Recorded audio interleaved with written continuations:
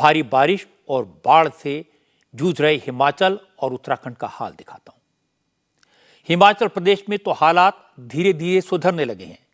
नदियों का water level कम हुआ है। आज ज्यादा बारिश भी नहीं हुई, इसलिए राहत के कामों में तेजी आई। लेकिन अब सबसे ज्यादा मुसीबत हिमाचल में फंसे टूरिस्ट को हो रही है, क्योंकि जगह जगह रास्ते टूट गए हैं, गाड़ियां बह गई हैं, टैक्सी वाले बहुत ज़्यादा चार्ज कर रहे हैं, खाने पीने के सामान का रेट ज़बरदस्त बढ़ा हुआ है और टूरिस्ट के पास पैसे ख़त्म हो गए हैं। दूसरी मुश्किल ये है कि ज़्यादातर इलाकों में पावर सप्लाई नहीं है, जिसके कारण लोगों के फ़ोन चार्ज नहीं हो पा रहे, नेटवर्क की प्रॉब्लम है। इसलिए जो लोग फंसे हैं उनका अपने परिवार वालों से संपर्क नहीं हो पा रहा, न वो मदद मांग पा रहे हैं और न घर वालों को अपना हाल बता पा रहे हैं। आज भी मुझे कई लोगों के फ़ोन आए जिनके परिवार वाले हिमाचल में फंसे हुए हैं। 2 दिन से उनकी कोई खबर नहीं है। इन लोगों ने मुझसे मदद मांगी। मैंने पता लगाया तो जानकारी मिली कि मंडी, शिमला, चंद्रताल और लाहौल स्पीति में अभी भी 300 से ज़्यादा लोग फंसे हुए हैं। मौसम ठीक है, टूरिस्ट सुरक्षित हैं, लेकिन सड़कें टूट गई हैं, इसलिए लोग मूव नहीं कर पा रहे। लोग पैदल चलकर शहर तक पहुंचने की कोशिश कर रहे हैं। हिमाचल प्रदेश में इस वक्त 1239 सड़कें बंद हैं। शिमला में सबसे ज़्यादा 581 सड़कें टूटी हैं। मंडी में 200, चंबा में 116, सिरमौर में 101, हमीरपुर और लाहौल स्पीति में 97 सड़कों पर बारिश के बाद ट्रैफिक बंद है। कुल्लू के भुंतर कस्बे में ब्यास और पार्वती नदी का संगम होता है। जोरदार बारिश के बाद जब नदी में पानी बढ़ा तो इस इलाके में सबसे ज़्यादा नुकसान हुआ। भुंतर में सड़क से करीब 100 फीट दूर नदी बहती थी, लेकिन अब सड़क 1.5 किलोमीटर तक गायब है। जहां सड़क थी वहां नदी बह रही है। इस वक्त हम मौजूद हैं भुंतर रोड पर, यह मणिकरण रोड भी इसको कहा जाता है, और तबाही का मंजर की एक और तस्वीर में आपको दिखाता हूं। ये आप रोड देख रहे हैं, ये कुछ रोड इस तरह से हुआ करती थी। अगर मैं आपको तस्वीर दिखाऊं तो ये रोड कुछ ऐसे थी, लेकिन अब आप देखिए ये पार्वती और ब्यास नदी का यहाँ पर संगम होता है, और यहाँ पर आप देख सकते हैं कि तबाही इतनी जबरदस्त थी कि पूरी की पूरी रोड जो थी, ये आप रोड देखें, पूरी की पूरी रोड जो थी ये रोड बह गई है, और यहाँ पे आकर ये रोड बिल्कुल खत्म हो जाती है। ये आप तस्वीर देखें, इसके आगे कि पूरा का पूरा रोड का हिस्सा जो है, लगभग 1 से 1.5 किलोमीटर का हिस्सा जो है वो पानी में बह गया है, और इसके साथ कई होटल थे, कई घर थे, दुकानें थी दोनों तरफ। पूरा का पूरा नामो निशान जो है वो मिट चुका है। भुंतर में इस वक्त काफी टूरिस्ट फंसे हुए हैं। ये लोग कसौली, कुल्लू और मनाली से किसी तरह यहां पहुंचे हैं। इन लोगों का कहना है कि कसौल में सिचुएशन काफ़ी ख़राब है। बड़ी मुश्किल से उन्होंने कुछ प्राइवेट कैब से बात की, दूरी कवर की, और उसके बाद 5-5 घंटे ट्रैकिंग करके भुंतर तक पहुंचे। हम यहाँ मनाली के लिए आए थे आर्ट्स को, तो हम मणिकरण साहब गए थे पहले, तो फिर वहाँ पे कसौल में ही हमें पता चल गया था कि रेड अलर्ट हो गया 2 दिन का, तो हमने वहीं पे स्टे किया था 2 दिन के लिए। बहुत बुरा हाल है जी कसोल का। आप समझ सकते हो कि कसोल में छोटे छोटे बच्चों को हम लेकर आए थे मनी साहब गुरुद्वारा दर्शन कराने के लिए, लेकिन इतना बुरा हाल हमने कभी जिंदगी में नहीं देखा जी। वहां से हम लोग आए हैं जी ट्रैकिंग करते हुए। कोई भी वहाँ न लाइट है, ना ही नेटवर्क है, और ना ही कोई रेस्क्यू टीम वहाँ पहुँचा है। कोई भी हेल्प किसी की तरफ से नहीं मिला है। और लगभग हम लोग जो कटागला से कसोल में एक छोटा सा जो कनेक्ट करती है रास्ता, एक पुल है, वो भी अभी रेड ये पे है। वो कब टूट जाएगी कोई पता नहीं है। सरकार कहाँ है, बिल्कुल पता ही नहीं लग रहा सरकार कहाँ पर है। सब कुछ अपने बलबूते से आए हैं। वहाँ पर टैक्सी वालों के रेट बहुत हाई कर रहे हैं इस टाइम पे। 1000 रुपए बंदा ले रहे हैं वहाँ से यहाँ लाने का। एक आदमी का 1000 रुपए, एक आदमी का, जरी से लेके यहाँ तक। जरी तक हम लोग टैक्सी पे आया था। जरी से फिर ट्रैकिंग करके 2 किलोमीटर का ट्रैकिंग है, वो करके फिर जरी का वो साइड पे पहुँच गया, उधर से दूसरा टैक्सी पकड़ के आया। तो कितने दिन से फंसे हुए हैं वहाँ पे? अभी 2 दिन हुआ होगा। चंद्रताल एरिया में ऐसे ही 300 से ज़्यादा टूरिस्ट फंसे हुए हैं। इन लोगों की मदद के लिए आज हिमाचल सरकार ने हेलीकॉप्टर भेजा, लेकिन मौसम खराब होने की वजह से उन तक मदद नहीं पहुंच पाई। अभी हम कसोल गए थे। कसोल की बहुत ही बुरी सिचुएशन है, वहाँ पे बहुत ही आपदा आ गई। उसकी वजह से काफ़ी नई नई कार जिनकी बह गई और लोग आने में उनको बहुत ही दिक्कत हो रही है क्योंकि कांटेक्ट हो नहीं पा रहा। लाइट 2-3 दिन से नहीं है। ऐसे में जब हम आ भी रहे हैं रास्ते में तो रास्ता बिल्कुल क्लियर नहीं है, सारी बह चुकी है पूरी तरीके से क्योंकि पानी का बहाव बहुत तेज़ है और हम खुद ट्रैक करके आ रहे हैं जैसे तैसे। हम लोग कसोल से निकले हैं करीबन 9:45 बजे करीब, पर वहाँ पर जो रास्ता है हमने 3 किलोमीटर करीब हमने पहले प्राइवेट कैब किया हमने, क्योंकि वैसे लोग पैदल भी जा रहे हैं लेकिन प्राइवेट कैब वो 3 किलोमीटर तक छोड़ रहा है क्योंकि उसके आगे रास्ता क्लियर नहीं है। आपको फिर ट्रैक करना पड़ेगा 1.5 से 2 किलोमीटर ऊपर से। सबसे बड़ी दिक्कत कम्युनिकेशन की है। कम्युनिकेशन का पूरा नेटवर्क ध्वस्त हो गया है। पुलिस और रेस्क्यू टीम सैटेलाइट फोन की मदद से काम कर रही हैं, लेकिन जो लोग फंसे हैं उनके पास मदद के लिए पुलिस से, प्रशासन से संपर्क का कोई जरिया ही नहीं है। इसलिए उनकी एग्जैक्ट लोकेशन क्या है इसका पता नहीं लग पाता, जिसके कारण रेस्क्यू में भी दिक्कत आ रही है। आज एनडीआरएफ के डीआईजी मोहसिन शाहिदी ने बताया कि हिमाचल प्रदेश में उनकी 14 टीमें लोगों तक मदद पहुंचाने का काम कर रही हैं, लेकिन हालात बहुत खराब हैं, इसलिए उन्हें भी दिक्कतों का सामना करना पड़ रहा है। हिमाचल प्रदेश में इस वक्त 2 बड़े चैलेंजेस हैं। लैंडस्लाइड के बाद बंद पड़ी सड़कों को खोलना और दूसरा वहां फंसे लोगों को मदद पहुंचाना। जो लोग फंसे हैं, जिन्हें हेल्प की ज़रूरत है, हिमाचल प्रदेश पुलिस ने इनके लिए बाकायदा हेल्पलाइन नंबर्स जारी किए हैं। पुलिस ने लोगों से कहा कि अगर किसी के घर वाले, दोस्त या रिश्तेदार हिमाचल में फंसे हैं तो वो इन नंबर्स पर कांटेक्ट करके उनके बारे में जानकारी ले सकते हैं। ये नंबर इस वक्त बड़े काम के हैं, आप इन्हें नोट कर सकते हैं। ज़रा ध्यान से सुनिए। अगर आपका कोई परिजन हिमाचल में है, कहीं फंसा हुआ है, तो आप इन नंबरों पर फ़ोन करके उसके बारे में जानकारी हासिल करने की कोशिश कर सकते हैं, मदद मांग सकते हैं। 3 टोल फ्री नंबर हैं, 1100, 1070 और 1077। मैं फिर से दोहरा देता हूं, 1100, 1070 और 1077। इन तीनों टोल फ्री नंबर्स पर आप जानकारी ले सकते हैं। इसके अलावा हिमाचल पुलिस ने 14 जिलों के पुलिस कंट्रोल रूम के नंबर दिए हैं। कुल्लू के डिस्ट्रिक्ट पुलिस कंट्रोल रूम का नंबर नोट कर लीजिए, 8219681600। मैं दोहरा देता हूं, 8219681600।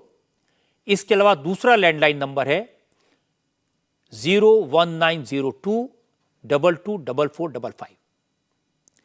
मंडी के डिस्ट्रिक्ट पुलिस कंट्रोल रूम का लैंडलाइन नंबर है 01905223374। फिर से दोहराता हूं, 01905223374।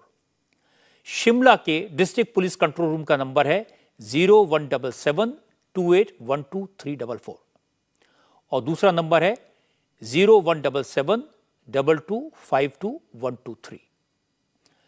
इसके अलावा हिमाचल पुलिस ने बिलासपुर, चंबा, हमीरपुर, कांगड़ा, किन्नौर, लाहौल स्पीति, नूरपुर, सिरमौर, सोलन और ऊना के डिस्ट्रिक्ट पुलिस कंट्रोल रूम के नंबर भी दिए हैं, जिन्हें आप स्क्रीन पर देखकर नोट कर सकते हैं।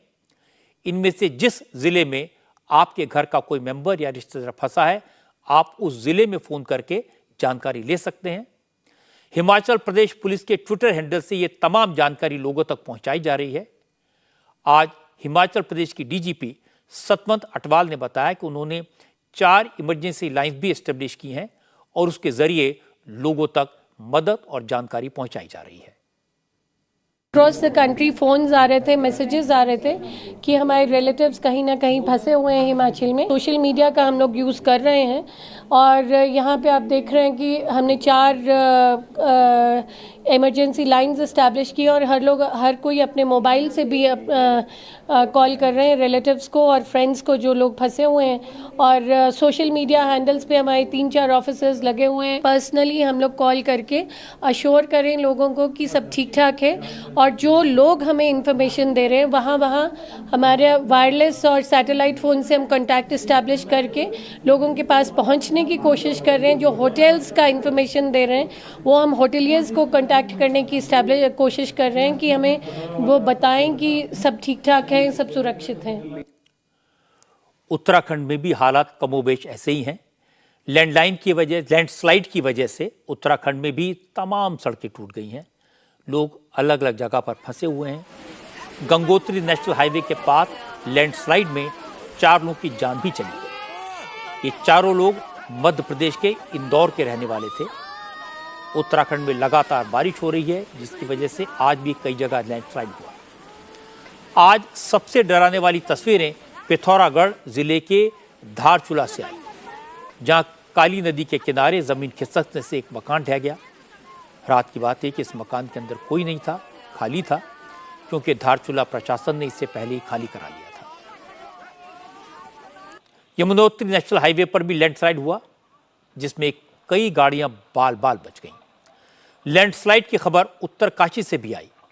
यहां भी 4 लोगों की मौत हुई।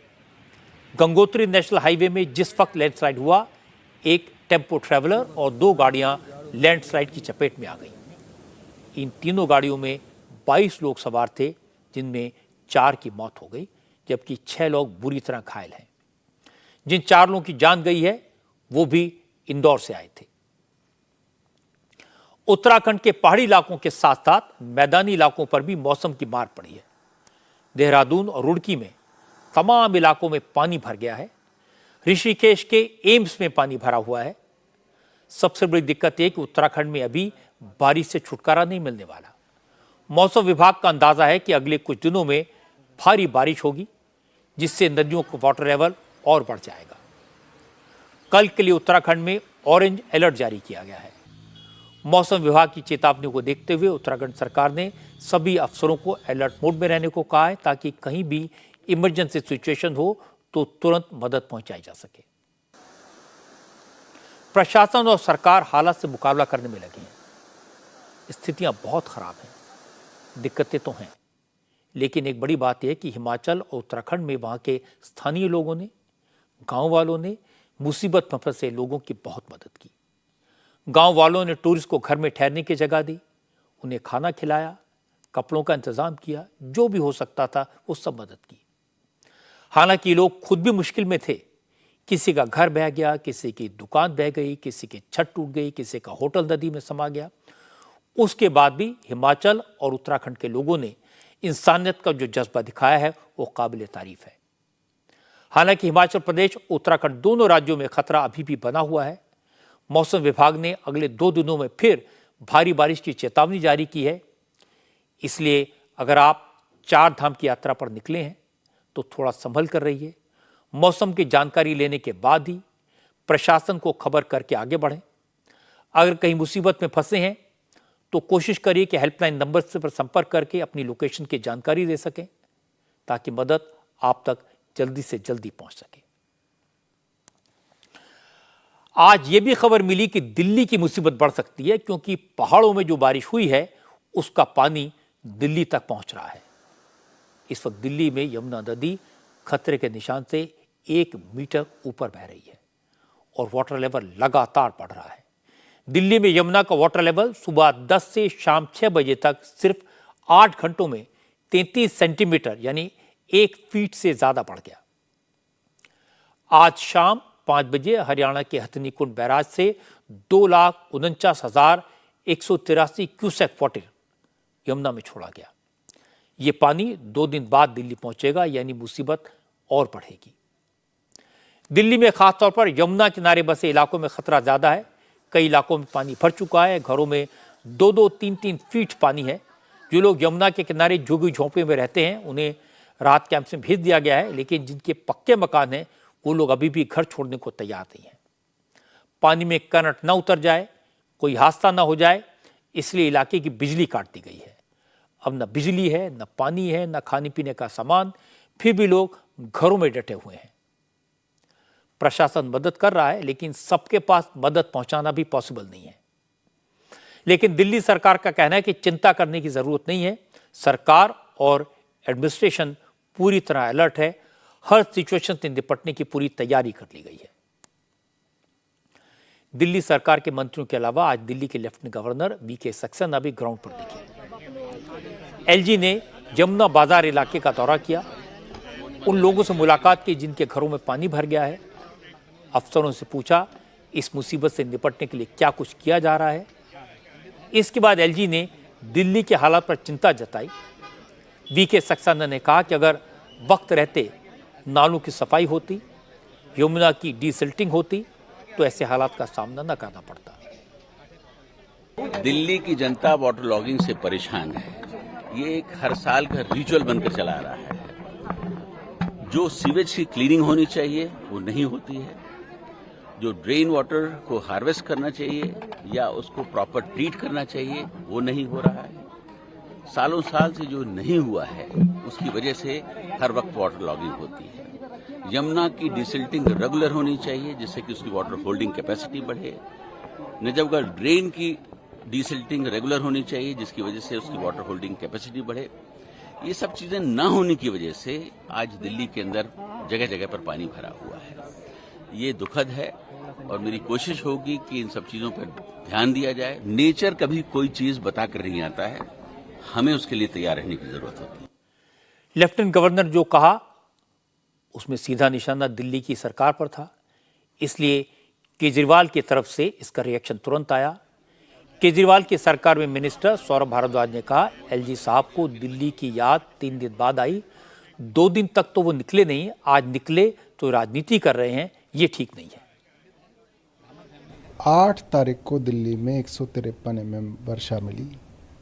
एलजी साहब दिल्ली में ही रहते हैं। आज तो 11 तारीख हो गई, आज तो 3 दिन बीत गए। दूसरी बात, आप मीडिया वालों को ही लेके एलजी साहब पिछले 6 महीने से दिल्ली के हर नाले में घूम रहे हैं। वो कह रहे हैं कि मैंने नजफगढ़ नाला साफ़ करा दिया, मैंने शाहदरा ड्रेन साफ़ करा दिया, मैंने यमुना साफ़ करा दी। आप लोगों को ही लेके जाते हैं। आज कह रहे हैं कि ये चीज़ें साफ़ नहीं हुई। ये कैसी राजनीति है? पूरे उत्तर भारत के अंदर त्रासदी आई हुई है।